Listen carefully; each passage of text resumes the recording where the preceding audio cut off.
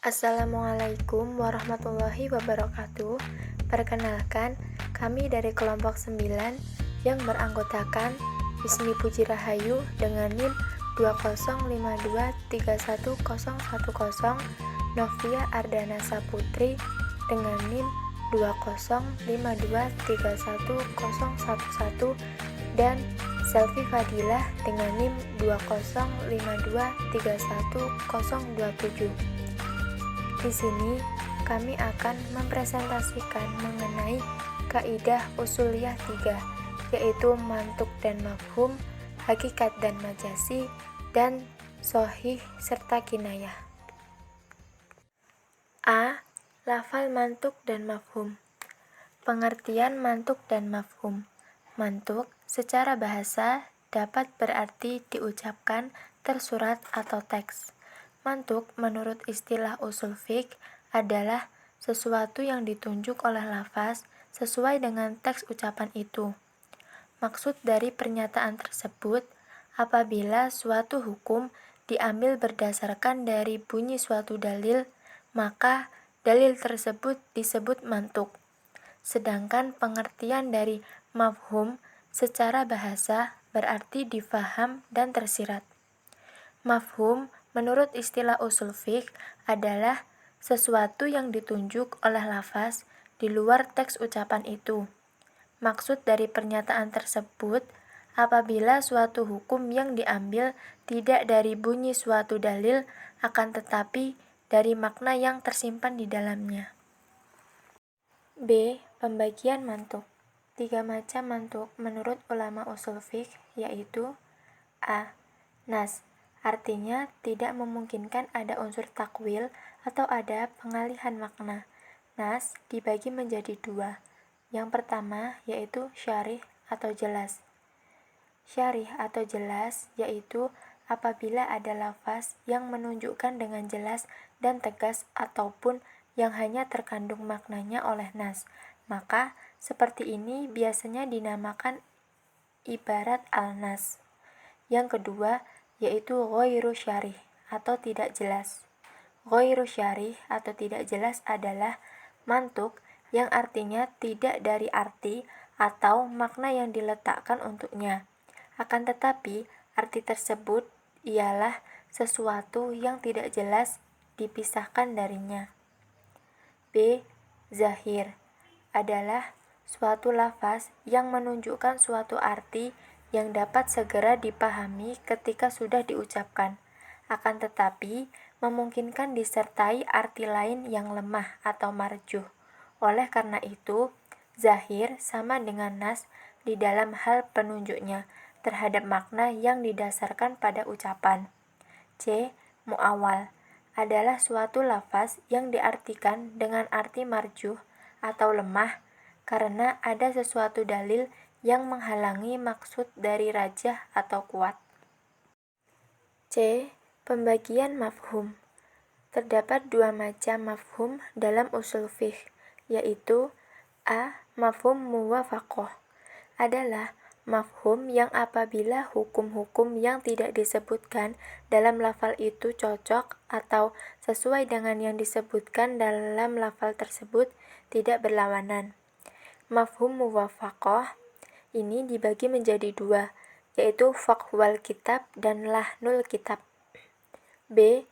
Mafhum mukhalafah adalah pemahaman yang apabila hukum yang tidak disebutkan di dalam lafaz itu berlawanan dengan apa yang disebutkan dalam lafaz tersebut. Mafhum mukhalafah ini hukumnya haram apabila lebih dari 80 kali pukulan karena tidak sesuai atau berlawanan dengan apa yang tersirat di dalam ayat tersebut. Mafhum mukhalafah ini dibagi menjadi beberapa macam. Yang pertama, mafhum washaf, yang kedua, mafhum syarat, yang ketiga, mafhum laqab, yang keempat, mafhum ghilat, yang kelima, mafhum ha'al, yang keenam, mafhum makan, yang ketujuh, mafhum ghayah, yang kedelapan, mafhum adat, yang kesembilan, mafhum syifat, yang kesepuluh, mafhum hasyar, dan yang terakhir yaitu mafhum zaman. D. Berhujjah dengan mafhum. Menurut mayoritas ulama, mafhum-mafhum boleh dijadikan hujjah atau dalil atau argumen dengan beberapa syarat, yaitu a. Apa yang disebutkan bukan dalam kerangka kebiasaan pada umumnya. B. Apa yang tidak disebutkan bukan untuk dijelaskan suatu realitas. Mayoritas para ulama memiliki perbedaan pendapat tentang berhujjah dengan mafhum. Mereka lebih sepakat mengenai keabsahan mafhum muwafaqah dijadikan sebagai dalil kecuali golongan mazhab dzahiri. Sedangkan berhujjah dengan mafhum mukhalafah hanya diperbolehkan dan diakui oleh mazhab Maliki, Syafi'i, dan Hanbali.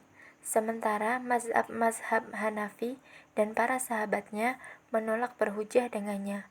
Kelompok yang diperbolehkan berhujjah dengan mafhum mukhalafah mengajukan argumen naqli dan akli. B. Lafaz hakikat dan majaz. A. Pengertian hakikat dan majaz. Hakikat adalah suatu lafaz yang diungkapkan sama antara bunyi lafaznya dengan maksud yang dikandungnya. Contohnya pada surat Al-Baqarah ayat 22. Ketika ayat ini dipergunakan untuk memberi makna bahwa air hujan sudah sesuai dengan makna yang hakiki, sebab air dari langitlah yang dinamai air hujan. Untuk majaz adalah lafaz yang digunakan bukan pada asal peletakannya, seperti singa untuk laki-laki yang pemberani, dan disyaratkan benarnya penggunaan lafaz pada majaznya adanya kesatuan antara makna secara hakiki dengan makna secara majaz, agar benarnya pengungkapannya dan dinamakan ilmu bayan sebagai alaqoh atau hubungan atau penyesuaian. Majaz dibagi menjadi dua, yaitu majaz mursal jika majaz tidak berupa penyerupaan, dan majaz akli jika majaz dalam bentuk penyandaran. B. Pembagian hakikat. Berdasarkan ketetapannya, hakikat dibagi menjadi beberapa jenis. A. Hakikat lugawiyah. Hakikat lugawiyah adalah hakikat yang ditetapkan oleh bahasa itu sendiri. Contohnya seperti sholat. Sesungguhnya, hakikat sholat menurut bahasa adalah doa, maka acuannya dikembalikan pada bahasa ahli. B. Hakikat syari'iyah. Hakikat syari'iyah adalah hakikat yang ditetapkan oleh syar'il atau pembuat hukum sendiri. Contohnya seperti sholat, yang mana hakikat menurut syar'il adalah perkataan dan perbuatan yang diketahui dan dimulai dengan takbir serta diakhiri dengan salam. C. Hakikat urfiyah khasasah.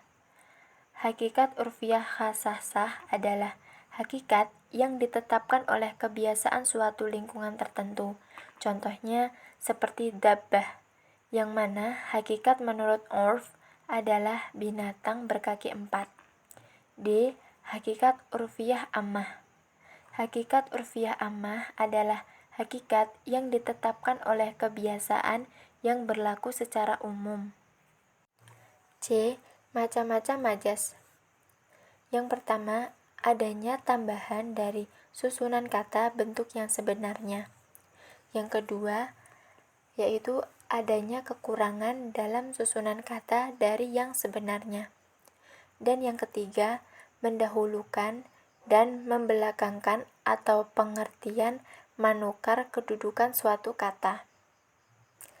4. Meminjamkan kata lain atau isti'arah, yaitu menanamkan sesuatu dengan memakaikan kata lain. Isti'arah atau peminjaman kata lain itu merupakan bentuk yang terbanyak dari penggunaan lafaz majazi. D. Hukum hakikat dan majaz. Yang dimaksud hukum dalam hakikat dan majaz adalah ketetapan-ketetapan yang harus dipatuhi dalam hakikat dan majaz. Dalam hakikat, ada beberapa ketetapan-ketetapan yang harus dipatuhi, antara lain. Yang pertama, harus mengikuti ketetapan makna awal yang telah ditetapkan oleh pakar atau suatu komunitas di bidangnya. Yang kedua, tidak boleh memindah makna asli dari suatu lafaz, seperti mengganti arti pada kata ayah menjadi kakek.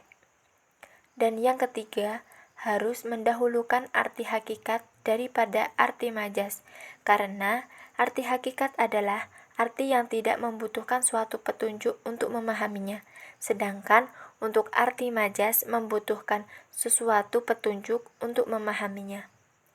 Dalam majas, ada dua ketetapan yang harus dipatuhi, antara lain, yang pertama, adanya makna lain yang dipinjam untuk mengganti makna hakikat dan menjadi suatu ketetapan arti. Dan yang kedua, makna majas bisa dialihkan kepada makna lain, seperti kata khimar yang berarti bodoh bisa dialihkan kepada orang yang bersuara buruk. Bentuk dan syarat-syarat majas. Bentuk-bentuk majas. Secara garis besar, majas dibagi menjadi dua bagian, yaitu majas istigharoh dan majas mursal. Majas istigharoh adalah memindah suatu makna dengan cara memindah makna dari makna lain karena ada kesamaan. Sedangkan majas mursal adalah memindah suatu makna dengan cara menyebutkan tempat, akan tetapi yang dikehendaki adalah sesuatu yang berhubungan dengan tempat tersebut. Dalam istilah usul fiqh, memiliki beberapa macam bentuk majas, antara lain A. Majas ziyadah atau penambahan kata atau huruf. B. Majas nukson, yaitu pengurangan kata atau huruf. C. Majas nak atau memindahkan satu bentuk kepada bentuk lain yang masih berhubungan. Dan yang terakhir yaitu majas istigharoh. Syarat-syarat majas. Syarat-syarat majas adalah adanya qarinah atau petunjuk-petunjuk yang mengarah kepada makna yang dikehendaki, antara lain sebagai berikut. Yang pertama, adanya petunjuk lafdiyah atau nyata, seperti petunjuk lafaz yang disebut sebelum majas seperti firman Allah, mereka itulah orang yang memberi kesesatan dengan petunjuk, maka tidaklah beruntung perniagaan mereka. Quran Surat Al-Baqarah ayat 16. Yang dimaksud bukanlah perdagangan, tapi kerugian yang akan diperoleh di akhirat kelak akibat perbuatan mereka saat di dunia. Yang kedua, yaitu adanya petunjuk maknawiyah atau petunjuk yang abstrak seperti rasio. Dan yang ketiga, adanya petunjuk ngadiyah atau adat kebiasaan, seperti kata sholat yang bermakna doa menurut ahli bahasa dipindah menjadi arti ibadah tertentu menurut adat selain ahli bahasa. C. Lafaz shohih dan kinayah. A. Pengertian shohih dan kinayah. Shohih adalah kata yang menurut bahasa berasal dari kata saha, yasihu, suhan, wasihatan, wasahahan, yang menurut bahasa berarti sehat, yang selamat, yang benar, yang sah, dan yang benar. Para ulama biasa menyebut kata sahih sebagai lawan kata dari kata sakim atau sakit. Maka, hadis sahih menurut bahasa berarti hadis yang sah, hadis yang sehat, atau hadis yang selamat. Sedangkan kinayah adalah istilah yang sudah dikenal dalam beberapa wacana keilmuan seperti fiqh, tafsir, dan balaghah. Sedangkan secara terminologis, kinayah merupakan salah satu dari 3 bahasan yang menjadi kajian ilmu bayan. Kedua bahasan lainnya adalah tasybih dan majas. Perbedaan majas dengan kinayah terletak pada hubungan antara makna hakiki dengan makna majasi. Pada ungkapan majas harus dimaknai secara majasi dan tidak diperbolehkan dimaknai secara hakiki, sedangkan pada kinayah harus dimaknai dengan makna lazimnya. B. Syarat-syarat hadis sahih. 5 syarat sahih menurut takrif. Yang pertama, sanadnya bersambung. Tiap-tiap periwayatan dalam sanad hadis menerima periwayat hadis dari periwayat terdekat sebelumnya. Yang kedua, Periwayatan bersifat adil. Periwayatan adalah seorang muslim yang balik, berakal sehat, selalu memelihara perbuatan taat, dan menjauhkan diri dari perbuatan-perbuatan maksiat. Yang ketiga, periwayatan bersifat dabit. Dabit adalah orang yang kuat hafalannya tentang apa yang telah didengarnya dan mampu menyampaikan hafalannya kapan saja yang ia kehendaki. 4. Tidak janggal atau syadz adalah hadis yang tidak bertentangan dengan hadis lain yang sudah diketahui tinggi kualitas kesahihannya. Dan yang kelima, terhindar dari ghilat atau cacat adalah hadis yang tidak memiliki cacat yang disebabkan adanya hal-hal yang tidak baik atau yang kelihatan samar-samar. C. Pembagian hadis sahih. Yang pertama, hadis sahih li dzatih adalah hadis sahih dengan sendirinya. Artinya, hadis sahih yang memiliki 5 syarat atau kriteria sebagaimana disebutkan di atas, atau hadis yang melengkapi setinggi-tingginya sifat yang mengharuskan kita menerimanya. Dan yang kedua, yaitu hadis sahih li ghairih adalah hadis yang kesahihannya dibantu oleh keterangan lain.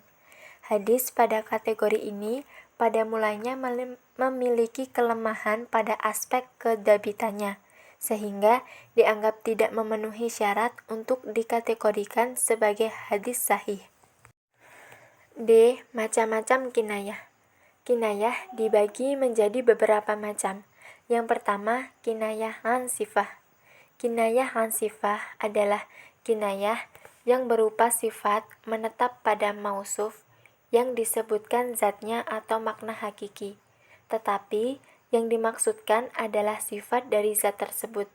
Kinayah an sifah ini dibagi menjadi 2, yaitu kinayah qaribah dan kinayah ba'idah. Yang kedua, yaitu kinayah an mausuf. Kinayah an mausuf adalah kinayah yang makna an mausufnya berupa mausuf atau sesuatu yang disifati. Serta yang ketiga, kinayah an nisbah.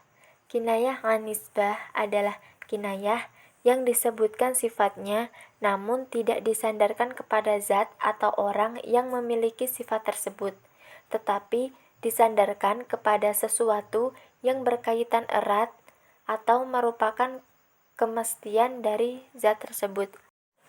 E. Tujuan kinayah. Adapun tujuan dari kinayah antara lain, yang pertama menjelaskan. Yang dimaksud dari menjelaskan yaitu kinayah ini digunakan untuk memberikan gambaran yang tampak dan terlihat. Dan yang kedua, meringkas kalimat. Dalam meringkas kalimat ini, ungkapan kinayah bisa digunakan untuk meringkas suatu kalimat atau ungkapan yang panjang. Dan yang ketiga, menghindari ungkapan yang dianggap jelek atau buruk. Dalam hal ini, penggunaan kinayah dalam mengungkapkan suatu ide bisa juga bertujuan untuk mengganti suatu kata yang dianggap jelek untuk diucapkan. Yang keempat, memelihara kesopanan. Dalam memelihara kesopanan ini, kinayah menghindari kata-kata yang dianggap tabu atau malu untuk diungkapkan. Dan yang terakhir yaitu menyembunyikan. Sekian presentasi dari kelompok kami. Bila ada kurangnya, kami mohon maaf. Wassalamualaikum warahmatullahi wabarakatuh.